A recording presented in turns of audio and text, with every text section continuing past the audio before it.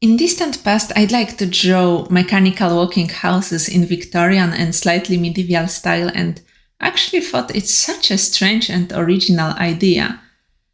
And then I heard about steampunk. It appears that there's nothing weird nor original about this my concept, but it's an interesting subject anyway.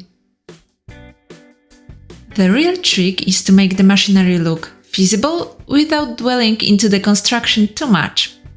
I mean, I'm not designing here a real object, as it's impossible for one person in a reasonable time frame.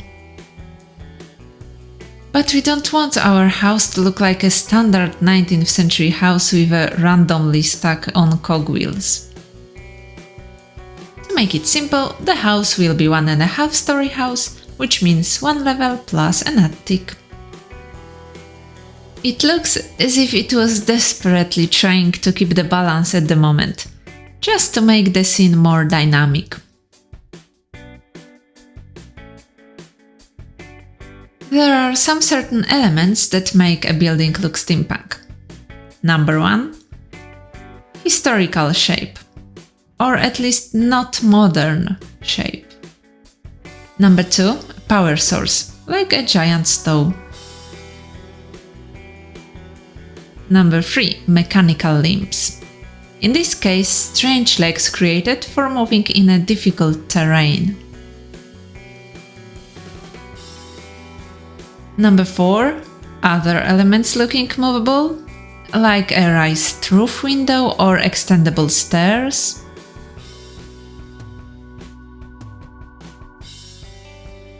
Number 5. Cogwheels.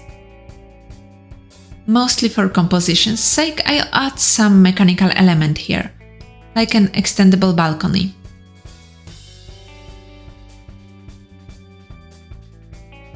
When the main idea has been captured and all the points on our checklist are checked, it's time to notice that I forgot about chimneys.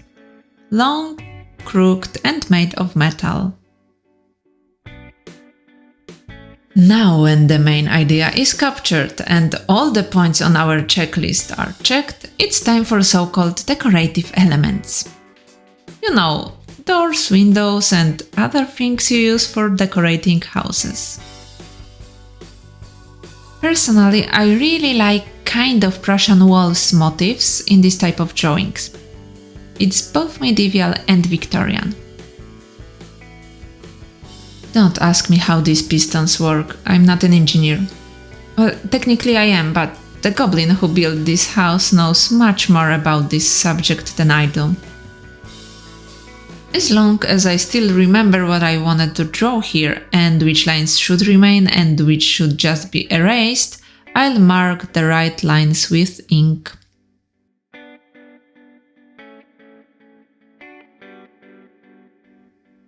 Let's hope that everything of importance has been inked. It looks quite empty now, which means opportunity to draw something nice and eye-catching. Roof construction. Now it looks as if it was made of paper. Let's add some strange contraptions. As I'm left-handed, I usually draw from right to left.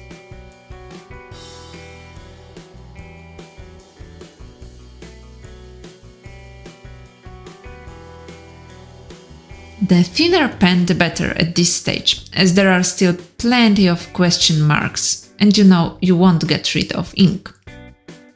Obviously, a few wrong lines are quite okay, they even add some charm to a hand-drawn illustration, but too many of them make the drawing totally unclear.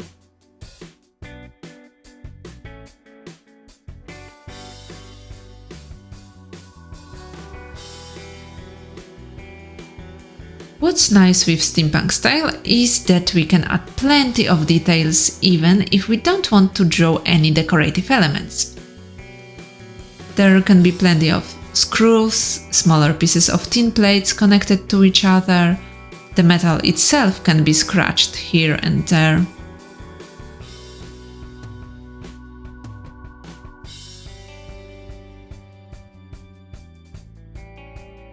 Roof tiles is a recurring theme in my drawings, but it never bores me. First, the top ridge. Then lines that will be bottom lines of each row of tiles. Lastly, the side part of tiles. Here the roof is seen in a strong perspective shortcut, so they will be placed almost right next to each other.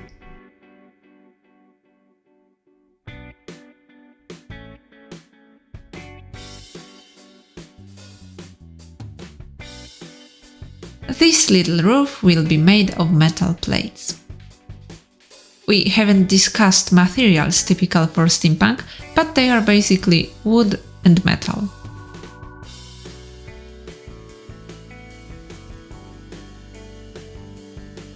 What's really cool with drawing wooden elements is the ability to hide wrong lines under the cover of wood grain.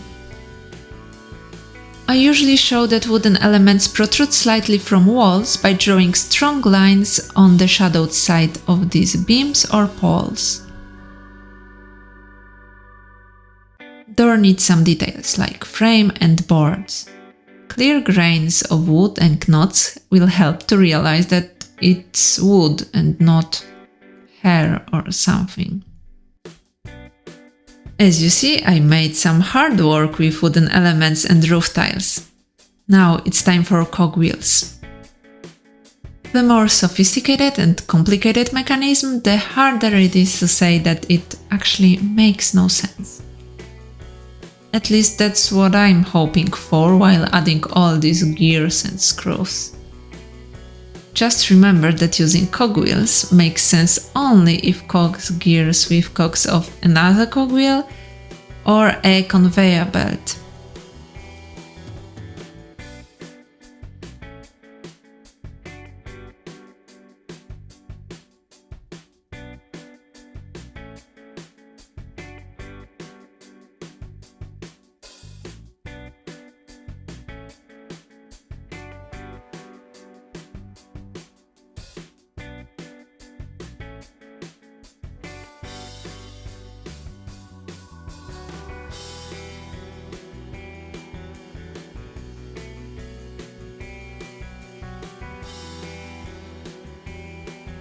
For metal surfaces, I like to use lines emphasizing their main shape. For example, long lines in the case of tubes, or rounded lines in the case of flat, round elements, like wheels. Last chance to take a look at drawing cogwheels. I use a very thin pen. If I need to make a thicker line, I just draw it several times.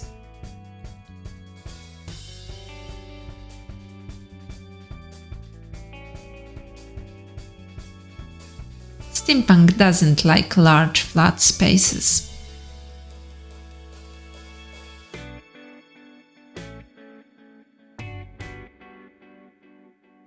And lastly, the stove. Such a great opportunity for adding mechanical details. Gauges and meters, bolts and screws, clamps and fasteners. It would be hard for a small goblin to find one large piece of tin plate, so he would have to use many smaller plates. A super quick landscape. Now it's almost invisible.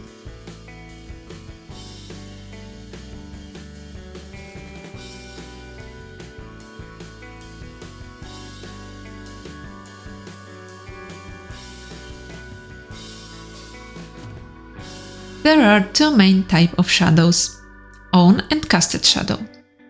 To avoid confusion, I'll draw casted shadow with vertical lines and own shadow with diagonal lines on vertical surfaces and horizontal lines on horizontal surfaces. Easy.